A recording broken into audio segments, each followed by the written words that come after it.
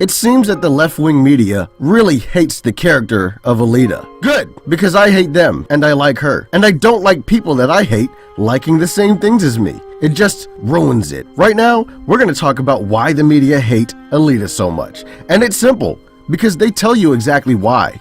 I've seen a lot of the more innocent fans of Alita being confused about this and why the movie has garnered so much vitriol and was all but ignored. And well, it is a political reason. But again, that's an entire video in itself as well. And I won't go into it because we're here in part 2 of my series on Alita to discuss the stark division on her new characterization.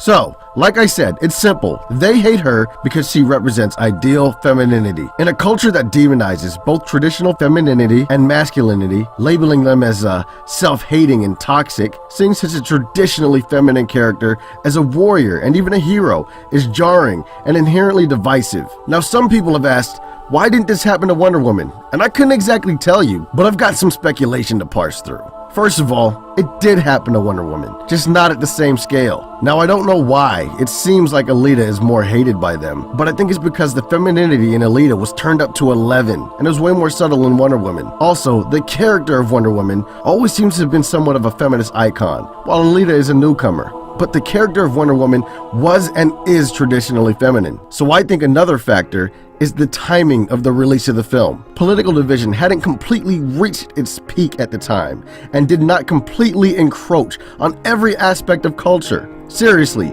now we can't even enjoy movies and Japanese cartoons without hearing people read about what fucking triggers them. It's fucking retarded now. I just want to watch my Chinese cartoons, goddammit. Also, the director of Wonder Woman, Patty Jenkins, is an open feminist, so they think she's on their side. I don't know, maybe that's another factor. And talking about the directors, that was another criticism of Alita. The movie, the comic book, all made by men. So I guess it's some sort of a male fantasy or something. Maybe, I guess, I don't know. I mean, men know what they want, right? Aren't we the target demographic? And is wanting something such a bad thing? Feminists want things, you know, like absolute power. Power looks like I'm the boss. At least our goals are fucking wholesome. I digress. Even though Wonder Woman is traditionally feminine, those traits were not overtly explored in the movie, and the subtlety of it all could be a factor as well.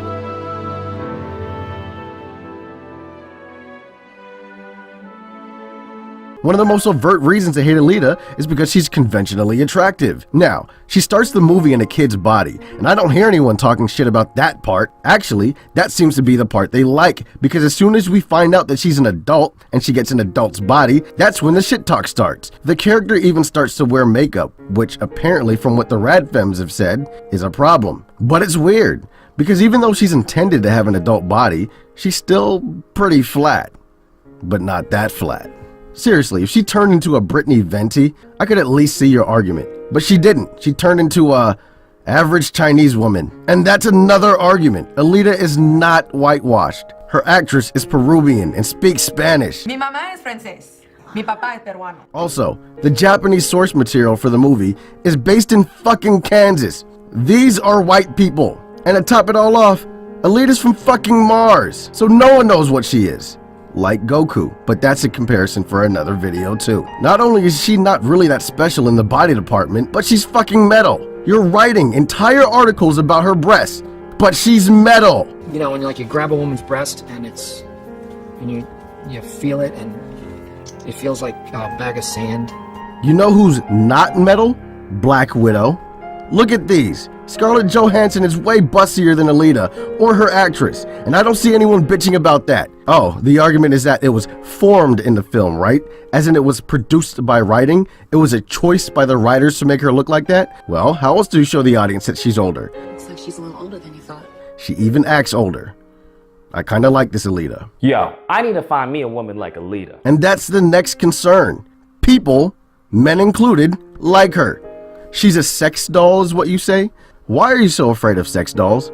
Are you afraid that the free market will undermine your stupid ass ideas? I mean, sex dolls aren't quite there now, but I guess you're just afraid that you're easily replaced. You see, you believe in social construction, which is a false ideology. It's wrong. You keep trying to change society's idea of what an ideal woman looks and acts like. The fact that most men are turned off by you forces you to look in the mirror and face the fact that you're wrong. Women like my wife get shit on by radical feminists because just like Alita, my wife is also sweet, adorable, but is also a martial artist that kicks ass and is the manager, the lead pharmacist in her pharmacy. Oh, and she co-owns our martial arts gym. She's a classy, traditional woman that is successful, respected, and can literally kick ass. Someone that shits all over their narrative, like Alita, which brings up the next point.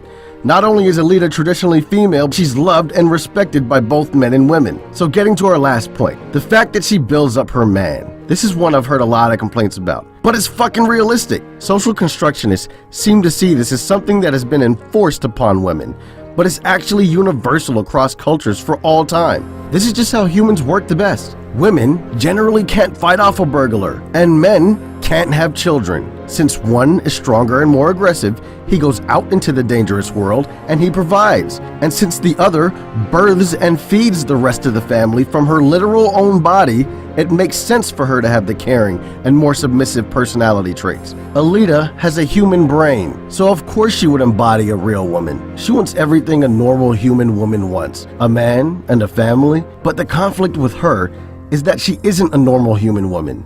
She's far more powerful and capable than her man, which forces her out of that typical waifu position. Here's the real tragedy of Alita. Remember that metal body that I talked about earlier? Alita will likely never be able to give Hugo children. Does it bother you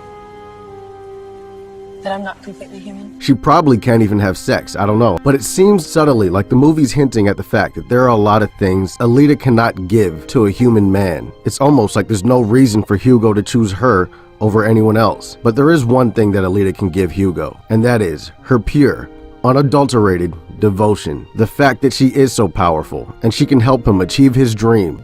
How much more do you need before you can go? I can make that in bounties. How much does it cost to go to Solemn? In credits. And that's what's relatable to her. The fact that she's so different, but wants the same things as us. But it's also her tragedy, because she realizes that she's behind the curve, and she has to make up for that in other ways. Adding to that tragedy, you see how bright-eyed and wondrous she looks at the world when she first starts out? Yeah!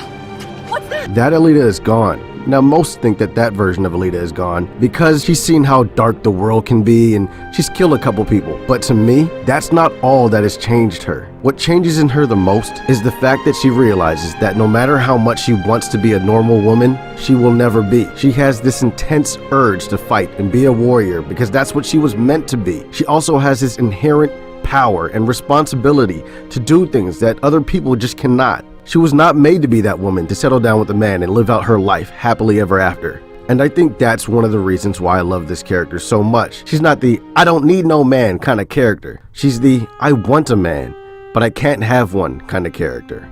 In addition to all of this, Alita for the most part is a happy character. She represents everything that cultural leftists despise, and them having to look into the face of the flaws of their ideas, especially when the eyes are so large and piercing, is fucking painful to them. Students of Canadian origin to introduce you to their culture, and hey Leslie, shut your f***ing mouth!